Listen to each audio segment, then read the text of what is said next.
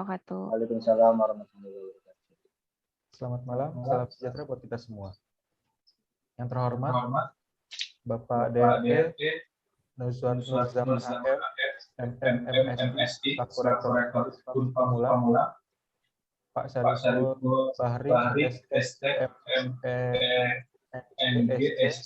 PHD dan Kurniawan Fakultas dan MIPA, Pak Ahmad Budin Seilani, Eskom MF, selaku Ketua Program Studi Teknik Informatika Universitas Pamulang, Pak Syarifuddin Mkom, selaku dosen ini yang telah memberikan petunjuk dan pengarahan dalam penyelesaian laporan ini, Pak Aris Syarifuddin, Eskom Mkom, sebagai dosen penguji, Pak Hasbul Ghazali, selaku pemilik lapak abu yang telah memberikan izin untuk melaksanakan kerja praktek di tempatnya, pegawai lapak abu yang telah membantu memberikan data penelitian kepada penulis, orang tua dan keluarga kami atas segala doa dan dorongan inspirasi dan juga dukungan dalam menjalankan kegiatan kerja praktek.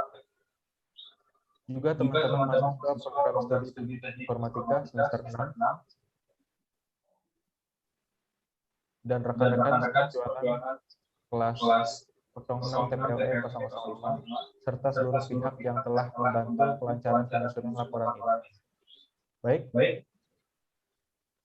Hari ini, hari Kamis tanggal 7 Juli 2022, saya selaku anggota kelompok 10 yang beranggotakan 3 orang, yaitu saya sendiri sebagai Reza Palevi, Saudari Heni Rosdina, dan Saudara Rizky Rahmadhan. Di sini kami akan mempresentasikan hasil kerja praktek kami yang berjudul Perancangan Sistem Aplikasi Transaksi Penjualan Barang Kas Berbasis Web menggunakan metode waterfall. Baik, untuk slide pertama dipersilakan kepada Saudari Heni. Terima kasih Reja Fahmi. Sebelumnya, saya akan menjelaskan tentang latar belakang masalah dari pengembangan aplikasi yang kelompok kami buat di tempat instansi Lapak Abung sebagai tempat kerja praktek kami. Perkembangan teknologi semakin hari semakin pesat seiring berjalannya waktu, dan pekerjaan manusia pun kian lama mulai terbantu dengan adanya teknologi-teknologi canggih. Adapun bantuan-bantuan dari teknologi mulai dari angkat beban berat, pengambilan keputusan, perhitungan, dan masih banyak lagi. Pada ruang lingkup jual beli pun sudah merambah perkembangan teknologi yang memudahkan para penjual dalam menghitung barang dagangannya. Lapak Abung ini merupakan sebuah usaha jual beli barang bekas yang berlokasi di Gang Ambon, Roktok, Kecamatan Pinang, Kota Tangerang, Banten 15145. Di mana dalam transaksi penjualan dan laporan penjualan barang masih manual, yaitu dengan menggunakan nota bertulis tangan. Akibatnya, banyak kendala yang dihadapi oleh pihak lapak karena nota-nota yang tulis tangan tersimpan tidak rapih dan tidak teratur.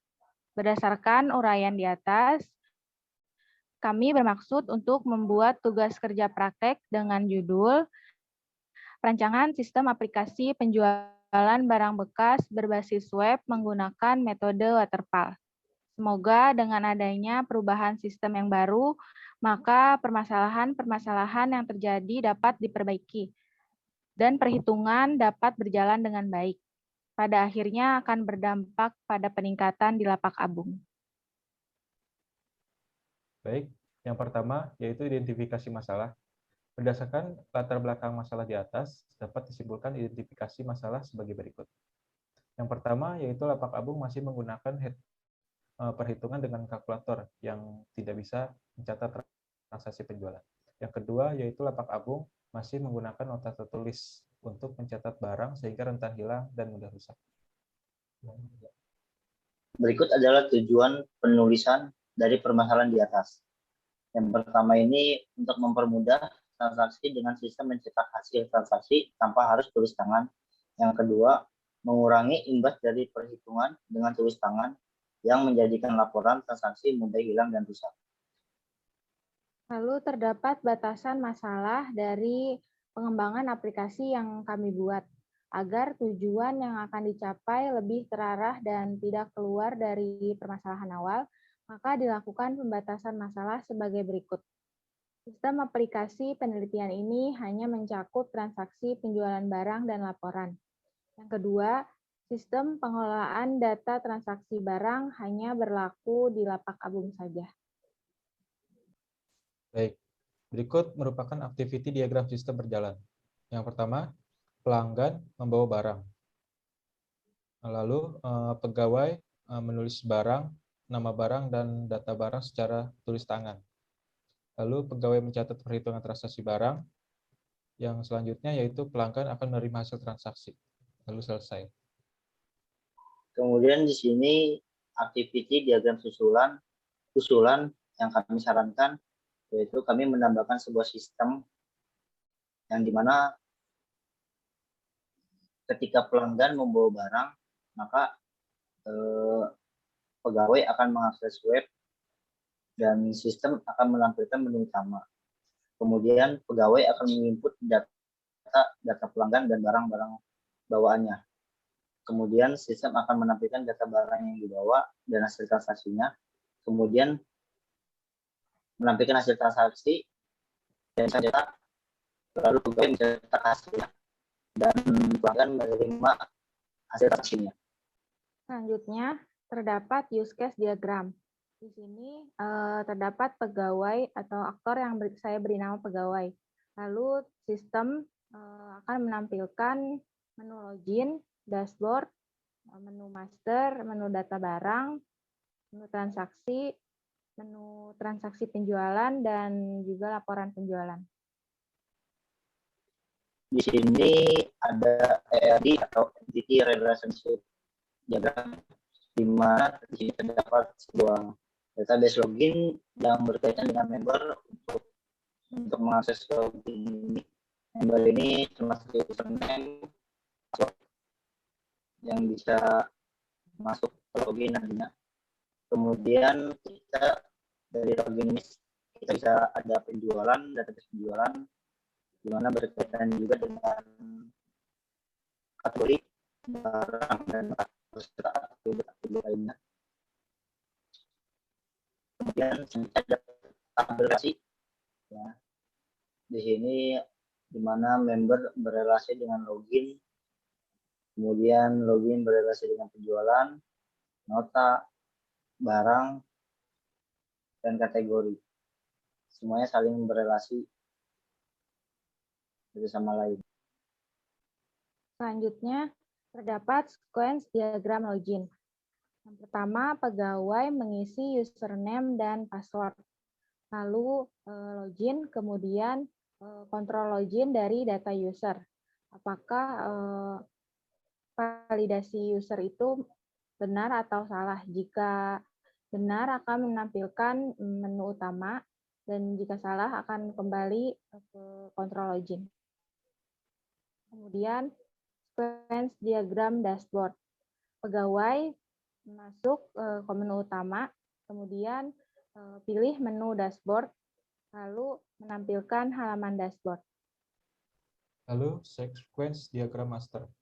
Yang pertama yaitu pegawai memilih menu master, lalu masuk ke menu data barang, akan muncul from data barang, dan menampilkan data barang. Lalu berikutnya itu sequence diagram data barang. Yang pertama, pegawai memilih menu data barang, akan muncul from data barang, dan di situ akan mengisi data barang, kontrol barang, data akan disimpan di database. Lalu berikutnya yaitu jika ingin menambahkan, maka database akan menambah, dan jika diedit, maka database akan bisa mengedit data barang dan disimpan di database. Kemudian di sini ada sequence diagram transaksi ya, di mana pegawai ini akan memilih menu transaksi, kemudian akan menampilkan submenu. Ada 2 submenu, yaitu transaksi penjualan dan laporan penjualan. Di mana ketika pegawai memilih menu transaksi, kemudian memilih submenu transaksi penjualan, maka sistem akan menampilkan form transaksi penjualan. Lalu ketika pegawai memilih menu transaksi, kemudian memilih submenu laporan penjualan, maka sistem akan menampilkan form laporan penjualan. Di sini sequence diagram transaksi penjualannya. Ketika pegawai memilih menu transaksi, maka pegawai akan memilih submenu transaksi penjualan. Kemudian form transaksi penjualan akan muncul. Kemudian di situ pegawai bisa menginput data transaksi penjualan dari pelanggan yang datang. Setelah diinput, maka data barang akan tersimpan. Kemudian kita bisa langsung mencetak hasil transaksinya. Kemudian struktur transaksi akan ditampilkan. Kemudian terdapat sequence diagram laporan penjualan. Yang pertama, pegawai memilih menu transaksi. Lalu pegawai memilih submenu laporan penjualan. Kemudian sistem menampilkan form laporan penjualan. Setelah laporan penjualan ditampilkan, sistem bisa mencetak laporan penjualan dari data laporan penjualan. Setelah data dicetak, laporan tercetak, lalu laporan berhasil tercetak. Maka akan menampilkan tampilan laporan berhasil dicetak. Selanjutnya yaitu activity diagram login. Yang pertama, pegawai melakukan mengakses web, lalu login, kemudian sistem akan menampilkan login.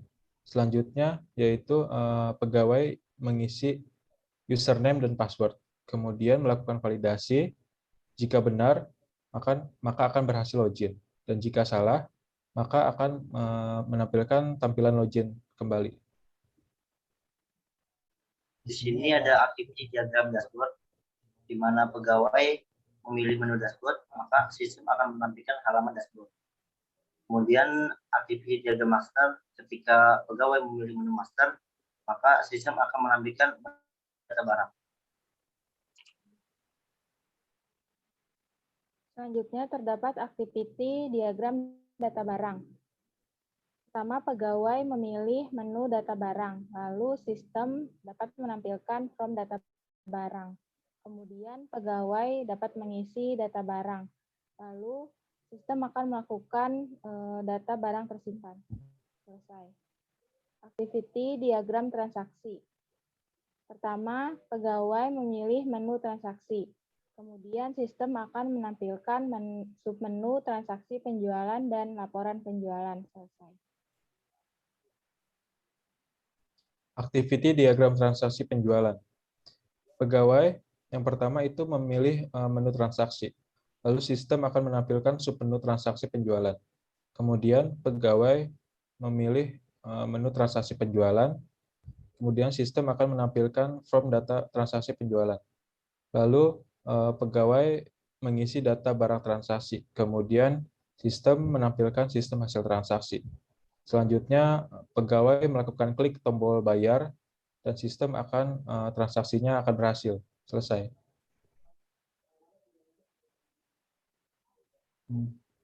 Kemudian ada activity diagram laporan penjualan, di mana ketika pegawai memilih menu transaksi, maka akan menampilkan submenu laporan penjualan. Kemudian pegawai akan memilih menu laporan penjualan, dan sistem akan menampilkan form data laporan penjualan. Pegawai bisa mencetak laporan penjualan, lalu sistem akan menampilkannya, dan laporan berhasil dicetak. Selanjutnya terdapat flowchart login, yaitu mulai kemudian login website. Setelah login website, masukkan username dan password. Kemudian terdapat simbol decision, yaitu validasi. Jika login berhasil, maka akan langsung berhasil. Jika tidak, maka akan masuk ke username dan password lagi. Selanjutnya terdapat flowchart dashboard. Pertama mulai, kemudian ke menu utama. Lalu dari menu utama akan menampilkan halaman dashboard selesai.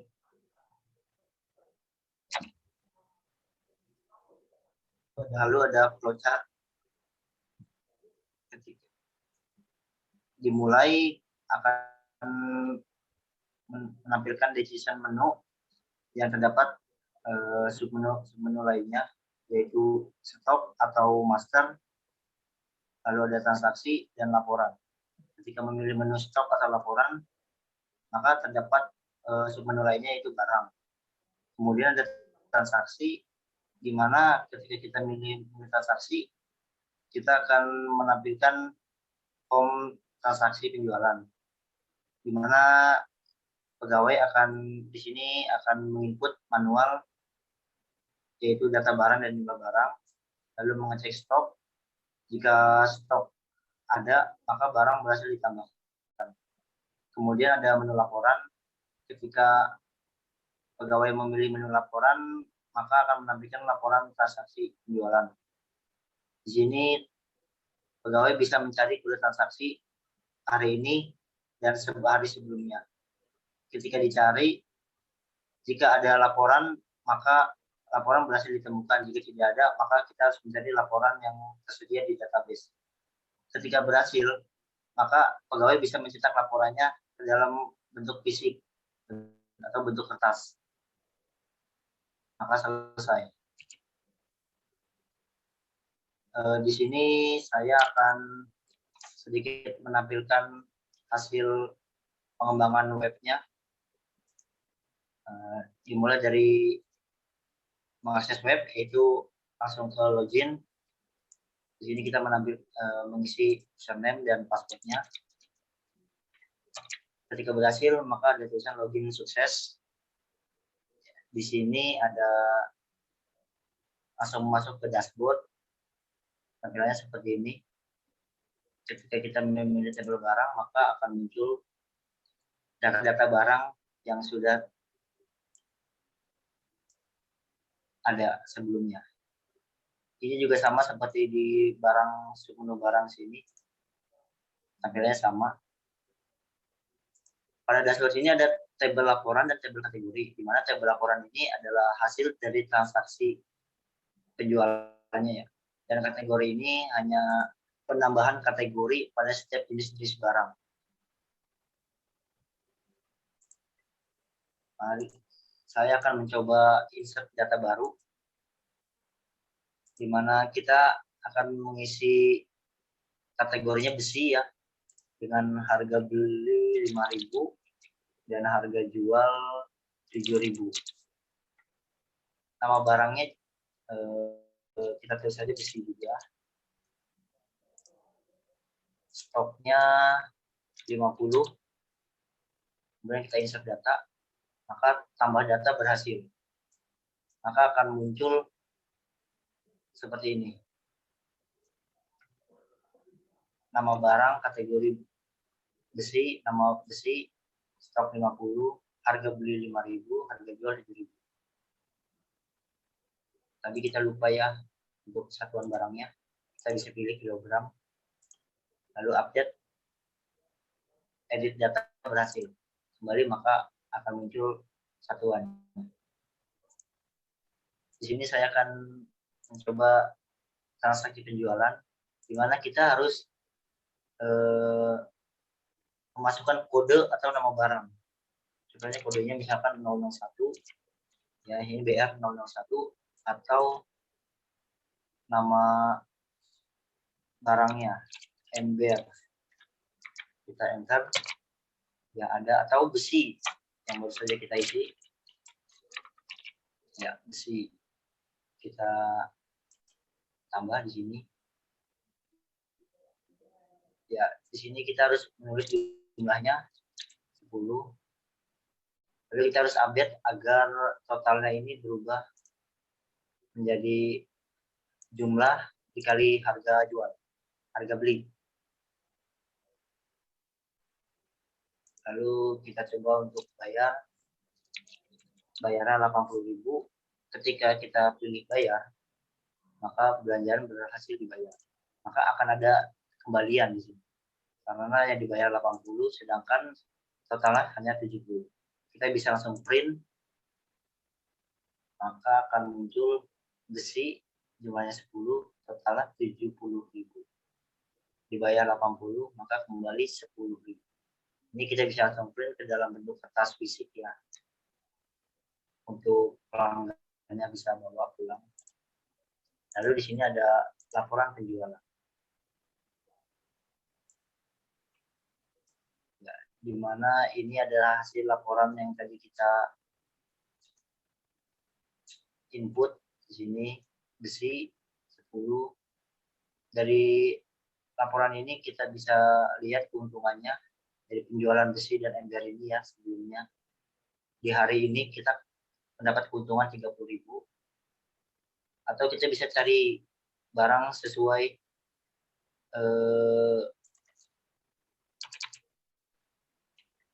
apa sih ini namanya waktu 2223 ya, ini dia hanya ada besi. Lalu di sini kita bisa mencari penjual transaksi laporan sesuai hari, bulan sebelumnya atau bulan hari ini, bulan sekarang, bulan sebelumnya.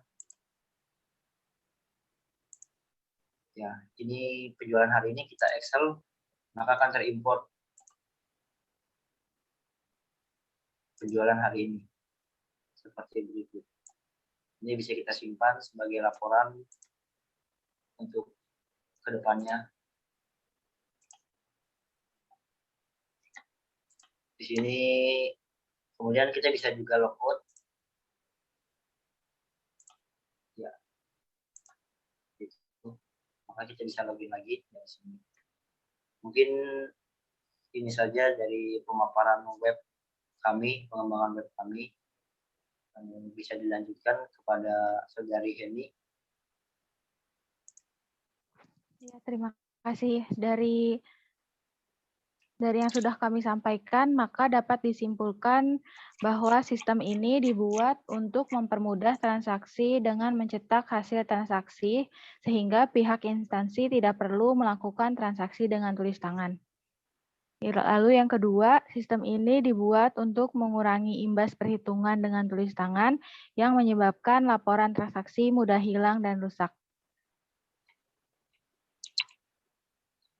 Lalu ada saran berdasarkan dari kesimpulan di atas, maka dapat diuraikan saran yang dapat disampaikan untuk bahan masukan dan perkembangan sistem ini sebagai berikut. Yang pertama ini untuk pengembangan berikutnya agar sistem informasi yang dirancang dapat memberikan hasil dan fitur yang maksimal. Kedua, diharapkan untuk mengembang lebih lanjut pada sistem aplikasi penjualan ini memiliki fasilitas interaksi pada pengelolaan data barang.